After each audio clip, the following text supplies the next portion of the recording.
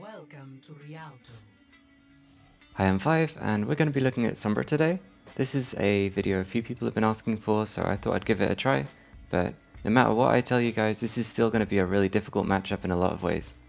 I think one of the best ways to learn how to play against Sombra is try to play her yourself, and I'm going to start by just sort of going through the abilities she has and how they work, and then I'll explain how you should be playing around them and how they affect the abilities you're using as Wrecking Ball.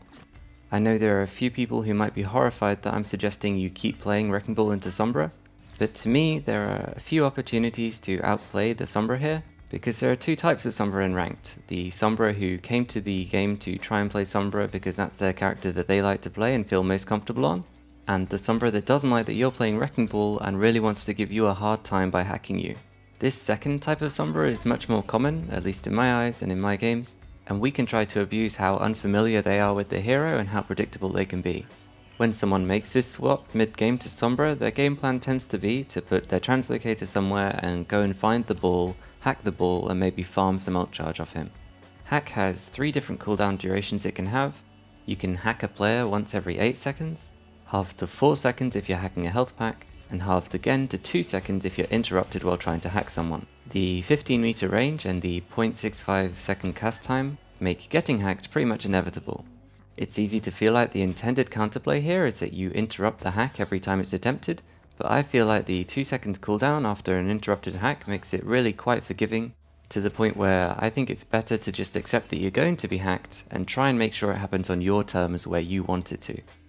Hack is going to take you out of ball form and interrupt abilities like your pile driver and grapple, and these kinds of hacks that happen when you're trying to be proactive are the ones that are getting the most value and can really shut you out of the game.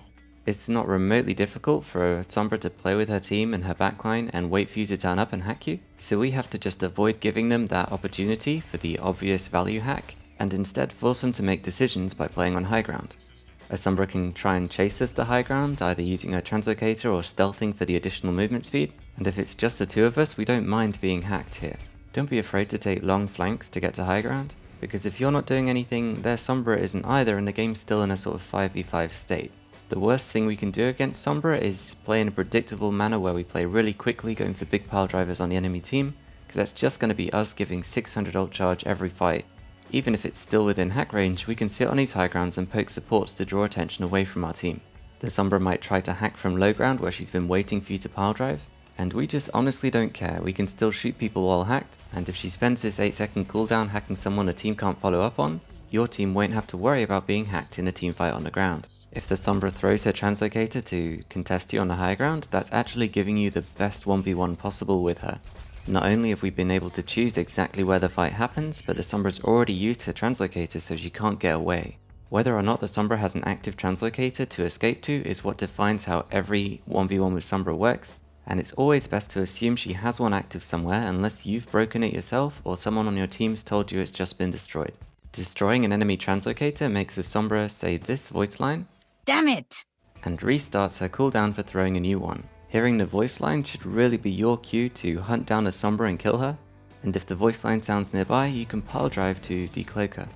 1v1ing a Sombra that does have an active Translocator is at no risk to the Sombra herself. We don't have any unpredictable spikes of burst damage, so the Sombra is just going to unload her magazine into us until she feels like she can't stay around without risking her life, and then she'll translocate out. Landing more of our shots here will never result in a kill, and the Sombra is earning a lot more ult charge to a much more valuable ultimate. We can't look to be proactive against Sombra's team, and we can't go looking for Sombra herself because she'll translocate away, which leaves us with either forcing the Sombra to use her Translocator to reach us, or looking for and finding the Translocator yourself and communicating with your team as you destroy it, or waiting for the Sombra to use it and then killing her. It only takes 5 damage to break the Translocator, but you can't break it as it's being thrown.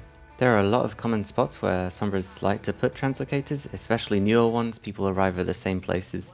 You'll get better at finding Translocators as you spend more games looking for them. Newer players tend to put them on the most obvious health pack that you can think of, with more experienced Sombras putting them on high ground where they could drop onto a health pack. It's not as core to the Sombra playstyle as it used to be, but Sombra can hack health packs for 60 seconds at a time. This can deny a lot of map control for you, making you a lot more dependent on healing from your team, and I'd say you want to avoid taking a 1v1 with a Sombra near any kind of hacked health pack. Sombra's gun doesn't do a crazy amount of damage and has quite a lot of spread to it, but we don't want her to be using more than one magazine. Any sustain Sombra gets in a 1v1 versus Wrecking Ball is really valuable to her in terms of building ultimate. The first magazine she unloads has to go against armor and adaptive shields, but the second magazine is going to be going against normal health and can often result in a kill.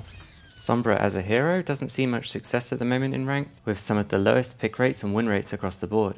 So as long as we aren't feeding into her, giving her tons of ult charge towards EMP, your own DPS lineup should be having a much easier time than the opponent's. EMP is actually one of the cheaper ultimates in the game, costing only 1400 points, so I really feel like we need to go out of our way to make sure the Sombra is getting as little ult charge from us as possible. EMP itself deletes our adaptive shields, but Hack doesn't, so I actually like spending my adaptive shields whenever I'm in a 1v1 with Sombra, just to deny that extra bit of ult charge she might have taken from me. The normal use case for adaptive shields, where I'm surrounded by the enemy team, is something I'm trying to avoid against Sombra because I don't want to be hacked on the low ground where tons of enemies can shoot me. So instead using this for a 200 health, 100 health buffer that won't give ult charge against the Sombra trying to farm EMP can go a long way in reducing the number of EMPs my team has to play against. EMP is definitely what I'm most scared about when playing against Sombra as Bull, and trying to keep track of her ult progress and communicating that to the supports on my team so that we can play split can really make a difference on simple objectives like 2CP. EMP is going to completely neutralize your ultimate minefield by hacking all of the mines, so try to avoid using Minefield if you think the Sombra has EMP and save it to use afterwards. Especially if you don't have a defensive support ultimate, swooping in with a Minefield after your team gets EMP'd can literally save the game. Looking at our own cooldowns now, we don't want to grapple through the enemy team or above the enemy team anymore since Hack can break that and leave us helpless. The more time we spent alive and the deeper into enemy territory we are, the more careful we need to be with grapple, and the same can be said for Piledriver. We don't want to be using Piledriver to initiate unless you've just seen the Sombra use Translocator to somewhere else. The button in general is going to need to take a back seat and becomes more of a win more option when you're already up in numbers in a fight or you've killed the Sombra already, and it can be a good way to sneak in some damage against Sombra in the 1v1 if you've just broken her hack, or her hack on you just expired, giving you 3 seconds where you can't be hacked. Adaptive shields I like to use in the 1v1 with Sombra, and the 15-second cooldown it has paces quite nicely with Sombra 1v1s, since there tends to be quite a bit of downtime after a Sombra is translocated out before we see her again. Your Minefield ultimate is completely worthless against EMP, so we can be looking to either use it after EMP defensively, or in some cases we can look to force EMP out by using Minefield. With grappling through the enemy team for ult charge being so risky against Sombra, I don't think we can settle on farming ultimate as our game plan.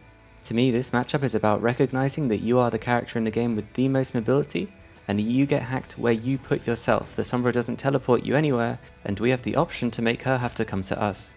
On top of that, roaming around and finding her Translocator can take her out of the game completely and have your team taking 6v5s every fight.